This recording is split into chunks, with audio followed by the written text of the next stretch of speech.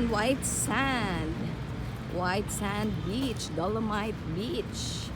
Dito sa Manila. Ayan, marami pa din naman pumupunta. Pero hindi na kasing dami nung nakaraan. O, diba? Kasi syempre marami na rin po ang mga pinagagawa.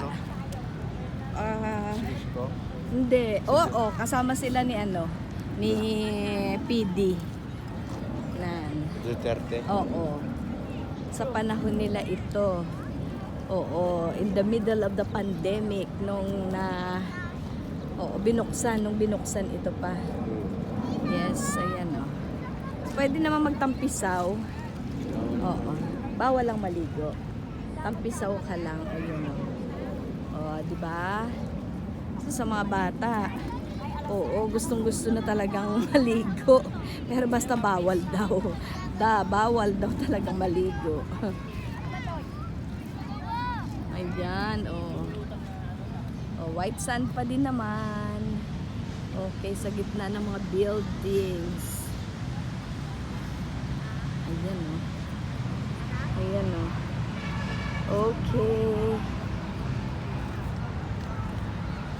Kaso nakasapatos kami kaya hindi kami pwede magtampisaw.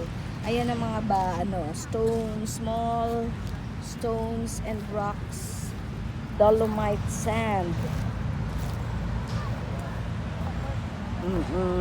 Tuloy-tuloy pa din naman nililinis nila. Pero ang mga structures na yun, kailangan sana matapos na rin, Hindi pa rin na-finalize. Ayan.